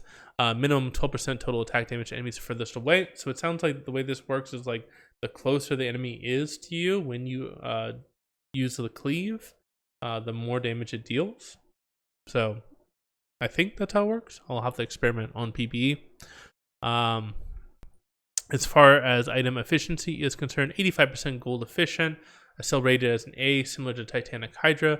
You only need these two passives to be worth 492 gold for the item to be gold efficient, which I think in a decent amount of circumstances, it's definitely worth that 492 gold.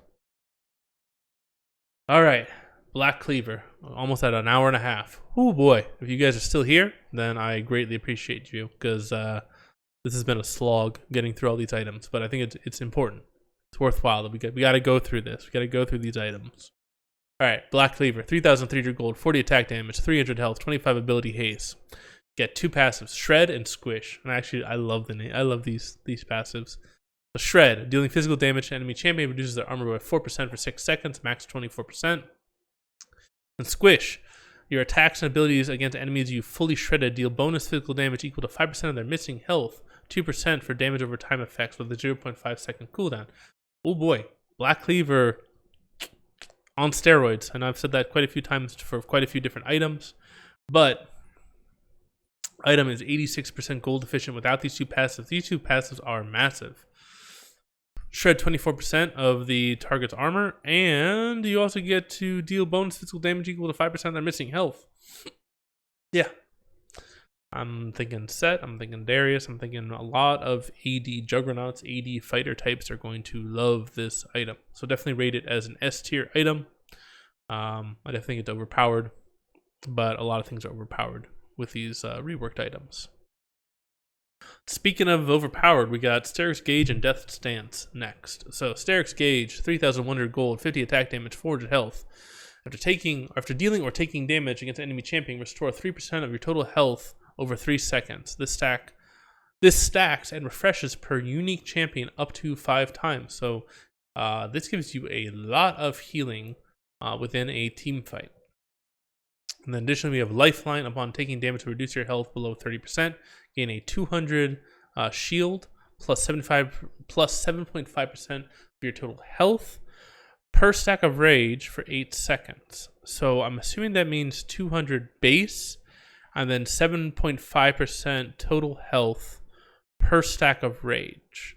So you could wind up with be 15, 30, 42 and change total health. Ooh, that's a massive shield. So this is like definitely a team fighting AD bruiser item. It's 90% gold efficient without even considering these two passives. So with these two passives, oh yeah, it's way above 100 gold, 100% gold efficient. Definitely an S tier item. You remember the old Sterix gauge was like something like 30 or 40% gold efficient. Like it gave you hardly any stats for how much the item costs. All of the gold efficiency for the item was in all of the passives that it had. This item is way better. It gives you way more stats, way more gold efficient when it comes to the stats, and I'd even argue that the passives are better than the old Sterix gauge. So just a general, just an upgrade all around. Now on to Death Stance, which is also an upgrade. 3,100 gold, 50 attack damage, 40 armor, 15 ability haste, 2 passives, ignore pain and defy. So ignore pain, 35% of physical damage, 15% for range, is dealt over 3 seconds instead. Not as true damage, just says 35% of the physical damage taken is dealt over 3 seconds. So that's actually kind of interesting. I missed that the first time I read it. That it doesn't seem like you ignore magic damage. So this would not be effective against like a team composition that was heavily magic based. It'd only be useful against physical teams. And the second one is Defy. So champion takedowns grant you 30% movement speed for 2 seconds. They cleanse, ignore pain's remaining damage. So you know that damage that you were taking over the 3 seconds? Well, if you get a champion takedown, all that damage disappears. So you basically just like effectively like negate damage that people deal to you if you get a takedown. And it also heals you for 20% of your total health over the duration.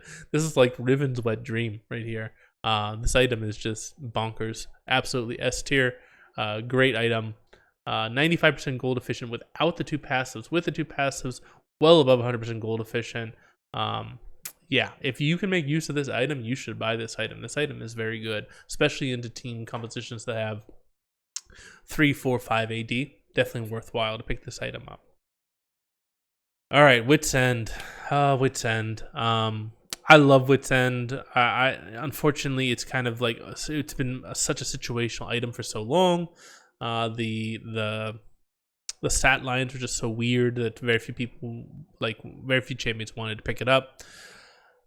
I think they have successfully reworked this item though. I'm pretty excited about it. So Wit's End, 3,100 gold, 40 attack damage, 40% attack speed, 40 magic resist.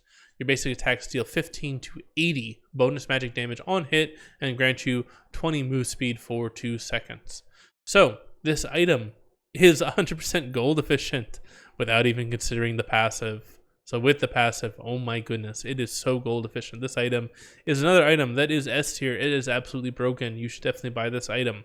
So the on-hit damage is worth 375 to 2,000 gold. And the 20% movement speed is, let me fix that, is worth 240 gold. So yeah, this item is absurdly gold efficient. You absolutely want to buy this item if you can make use of the stats that it provides. I see like Aurelius picking this up. Any type of ED diver or skirmisher that's going up against some type of AP champion is going to love this item. Love this item. I could even see like Marksman picking this item up just because of how good the stat lines are. All right, moving on to Blade of the Ruined King. 2,900 gold, 40 attack damage, 30% attack speed, 15% life steal, 2 passives, Ruined Edge and Siphon. So first up, attack steal, additional physical damage equal to 10%, 8% for range of the target's current on health on hit. Max 60 bonus damage against minions and monsters. So it used to be 12%, now it's 10%. So they slightly toned it down a little bit. Still 8% for range users. And then the second passive, Siphon, attacking a champion 3 times, steals 25% movement speed for 2 seconds, 20-second cooldown. Doesn't say if it's a 20-second cooldown per champion or if it's just a 20-second cooldown in general. Like, can you steal movement speed from multiple champions or just one? Guess I'll have to test that out. So yeah, so instead of having the active, and now you have to attack the person 3 times before you can steal the movement speed. As far as an item is concerned, 93% gold efficient without the passives. Passives are definitely worth well more than 188 gold. So I definitely think this is still an S tier item. And definitely kind of interesting kind of curious how this is going to pair with like Ginsu's and the other on-hit items, or the crit items that can turn into on-hit items if you buy Ginsu's. So yeah, definitely still a very good item. Definitely still S tier. Alright, now into a more supportive item, Zeke's Convergence, 2,400 gold, 300 health, 30 armor, 250 mana, 20% ability haste. You got the active for Designate an Accomplice, 60-second cooldown, and then when you immobilize an enemy for the next 4 seconds, your accomplice's attacks and spells deal 20 to 50, plus 1.25% total health bonus magic damage to the enemy once per attack or spell per enemy. That's a mouthful. As far as the item is concerned, is 94% gold efficient. Without the passives. So with the passives, definitely think it is gold efficient. I'd rate it like an A tier. So it's good in most situations, but it's not like broken or overpowered or anything like that. It's just kind of a good buy if you can make use of it. It's no longer tied to the ultimate. Now it's tied to when you like immobilize an enemy. So it definitely gains some more value there. All right, next up, Knight's Vow. I love Knight's Vow. I think Knight's Vow is a really undervalued item. I would buy it a lot on junglers. Just a really good item, especially for like 5 stacks, 5 mans, flex Q, clash, that type of stuff. That said, I do think that this item is actually a little bit worse than it was before. 2,300 gold, 400 health, 20% base health regen, 10 ability haste. You get to designate an ally who's worthy, and then while your worthy ally is nearby, redirect 15% of the damage they take to you if they have less than 50% health, and gain 35% movement speed and moving towards them, and the damage reduction stops if you have less than 30% health. I think I misread that a little bit. So you redirect 15% of the damage, and if they have less than 50% health, then you gain 35% movement speed towards them. So they're like in danger, you gain the movement speed towards them. Okay, so slightly changed, right? Because Knight's Vow used to be that the damage that they took was redirected to you, and the damage they dealt was given back to you as healing. So this is a bit worse, in my opinion. Granted, it's a little bit stronger. It's 15% instead of 12%. That's what I think it was. But I do think that Knight's Vow, it's a bit of a downgrade. It's only 82% gold efficient without the passives. I still think you would buy it in some instances, but I think it's only about B tier right now. All right, Mikhail's Blessing, 2,100 gold, super cheap, plus 30% heal and shielding power. That is huge. Yeah, if you heal or shield, you want this item. This item's good. 200 health, 15 ability haste, 150 base mana regen. And you also get the Quicksilver active, and it applies not just to you, but also applies to an ally champion. Only applies to an ally champion. So, Quicksilver Sash if you want to help yourself. Mikhail's Blessing if you want to help an ally. But this item, 160% gold efficient. Absolutely absurd. If you can make use of the heal and shield power increase, this item is definitely a must buy. I would definitely think that most enchanters might buy this like first item. It's that good. Ridiculously gold efficient. You definitely want to buy this. All right, Mortal Reminder. 2,700 gold, 20% 20 attack damage, 25% attack speed, 20% critical strike chance, 7% movement speed. Dealing physical damage applies 40% grievous wounds to an enemy for 2 seconds. Dealing 3 consecutive attacks to an enemy champion enhances this effect to 60% grievous wounds against him until the effect ends. So remember we had the Chempunk, forget what it's called, the Blade. That would deal 60% grievous wounds when they drop below 50% health. This deals 60% grievous wounds if you deal 3 consecutive attacks against them. I think you could see this pairing really well with Randuin's. Not Randuin's, what I'm saying. Runans. Runans would go really well with Mortal Reminder. So I can see like 80 carries going Runans and Mortal Reminder if they have to deal with a lot of healing. So without the grievous wounds, it is 89% gold efficient. In order for the item to be gold efficient, the grievous wounds needs to be worth 299 gold, which I think is a pretty good deal, especially with how easy it is to proc. So yeah, definitely a good item if the enemy team has healing. All right, next up, Thornmail, 2,700 gold, 350 health, 60 armor. When struck by an attack, deal 10 plus 10% bonus armor and magic damage to the attacker and apply 40% grievous wounds for 2 seconds if they are a champion. Mobilizing enemy champion applies 60% grievous wounds for 2 seconds. So Thornmail also got a buff. It's 78% gold efficient without the passives. In order for the item to be gold efficient, the passive needs to be worth 590 gold. So you can see here, in a lot of the other grievous wounds items, it only was like 200 gold for the grievous wounds passive. But because they have that additional thing about that it has the damage reflection onto that, now they've bumped it up that the passive has to be worth 590 gold for the item to be cost effective. So in general, I would say that if you need healing cut, don't go for the Thornmail if there's easier options available, because the Thornmail is going to cost your tank a lot of extra gold in order to get that grievous wound. So there's cheaper ways to get grievous wound than Thornmail now. So just keep that in mind. You can still get it if you're a tank. Just understand that you're going to have to pay a premium in order to get that grievous wounds. All right, Morellonomicon, everybody's favorite item. You know, everybody buys it. You know, people mulled over people purchasing this item, but it's actually a really good item now. Like Boris is offering some really good rates. He's definitely he's doing a good job selling this item, and he's he's got a good pitch for this item. It's only 2,500 gold, 70 ability power, 250 health, and dealing magic damage applies 40% grievous wounds to enemy champions for 2 seconds. If the target's below 50% health, it increases to 60% grievous wounds. So this item is 124% gold efficient, just based off of the ability power and the health that it gives you. So like you get the grievous wounds passive for free.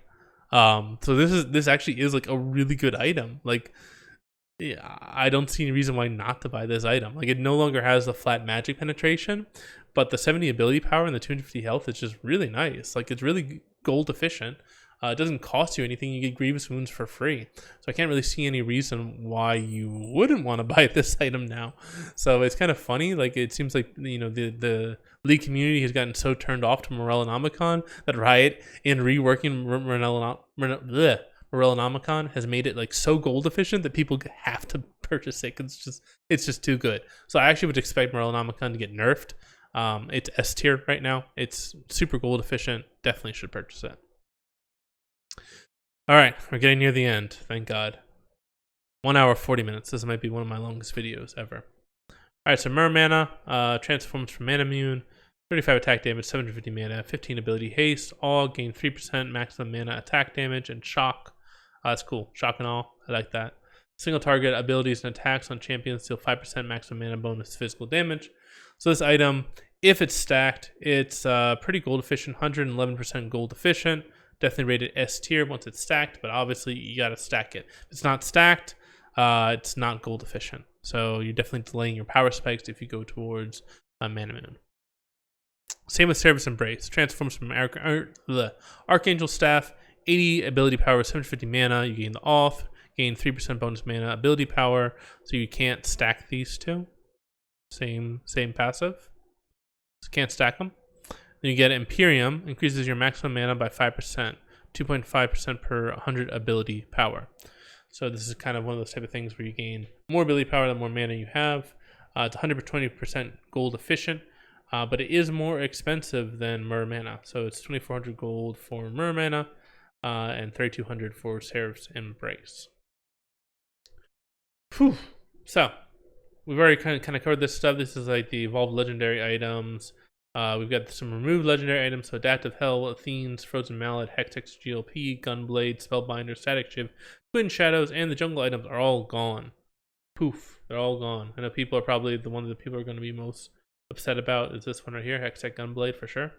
But yeah, that item's gone. Rest in peace. There's plenty of items that are going to be maintained, they say, but haven't really been discussed in this. Ardent Censer, Banshee's Veil, Bloodthirster, Deadman's Plate, Edge of Night, Guardian Angel, Lichbane, Maulman, Mortius, Mage Eyes, Mercurial, Nash's Tooth, Rabadon, Sethcab, Rapid Fire Cannon, Redemption, Runaan's, Rylai's, Sanguine Blade, Storm Razor, Umbreglaive, Void Staff, Warmogs, Yomu's, and Zanya's. Okay. Getting down to the jungle items, getting down to the very end. I'm curious to see who's made it this far. If you've made it this far, I don't know, leave a comment like jungle is broken or something like that. Because we're getting into the broken jungle items. Yeah, it wouldn't be a new season if we didn't change the jungle, and we're changing the jungle items. I'm sure they're going to do all sorts of other jungle changes. They have to, change the jungle every season. I think it's written law somewhere. But anyway, so they're changing it now so that instead of you having like a jungle item, it's kind of similar to support items, where you just like you get the basic starter item, and then the starter item just naturally evolves, and then it just like disappears, and now you have a passive instead of having a jungle item. So it frees up an item slot for something else, some other broken legendary item that you can buy, essentially. So you get two items. So you get two options: Doran's Forge Heart or Doran's Hail Seed. They have same gold cost, 350 gold. You get 10% Omnivamp versus monsters. So this is kind of like one that kind of like interests me a lot, because one of the things that I liked is using Hunter's Talisman to kind of like heal up off of monsters. You get that healing over time stuff. You can't do that anymore. So like if you're doing Eve or a Moo or something like that, you can't do that like you hit the raptor camp and you like heal up to full just by like hitting it once. That doesn't work anymore. At least I don't think so. You get the Tooth and Nail passive automatically. So it used to be that you get Tooth or Nail. The damaging monsters burns them for magic damage over 5 seconds. Monsters who would die from the burn die immediately. So that's a nice little quality of life upgrade. You both get the Huntsman passive, which is killing large monsters grants 60 bonus experience.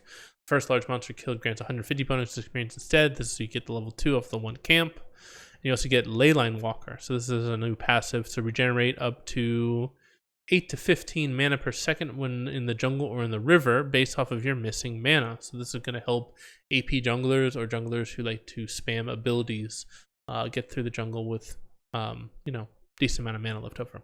So the big difference between these two items is you get Ashen Path for the Forge Heart and you get Frostworn Path for the Hail Seed. So Ashen Path is after you smite 5 times, you'll upgrade your smite to Challenging Smite, and you'll grant the effects of this item permanently. So as far as I understand, this item disappears, and you still keep all the passives, but it frees up the item slot for you to build other items. For Hail Seed, you get Chilling Smite. Same thing. You smite 5 times, it consumes this item, it upgrades your smite to Chilling Smite, and it gives you the effects, all the other passives, permanently. So this is kind of cool. I'm wondering, because right now they have it so that like you can't have both a jungle item and a support item. I'm wondering if like there's a possibility that you could like do the jungle item, get the 5, smite the 5 camps, upgrade the smite, and then could you buy like a support item?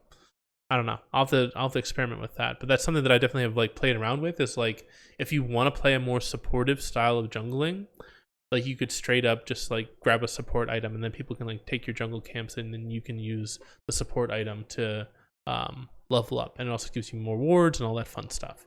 But that's like I would only do that as a 5-man. I wouldn't do that as solo because yeah, you need to carry yourself if you're in solo queue. One of the reasons why I don't like solo queue.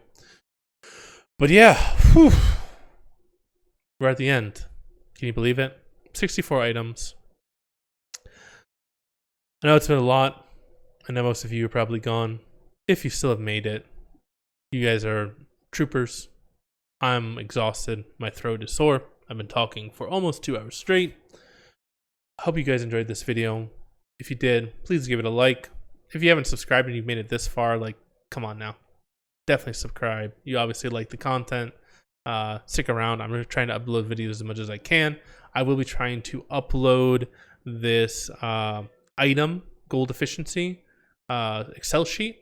I'll be uploading that to my Google Drive. I'll give you guys the link so you guys can see it. But in general, I'm going to try to keep it updated every time that there's like a patch. And I'll put that in the notes at the bottom. So you'll see like way down here. So I left in the 2020 items. So you can just like compare the 2020 items to the 2021 items. And then down here, I've got some notes talking about like when I last updated it, what does the different text colors mean, what do the categories mean, that type of stuff. So anyway, I hope you guys have a fantastic day.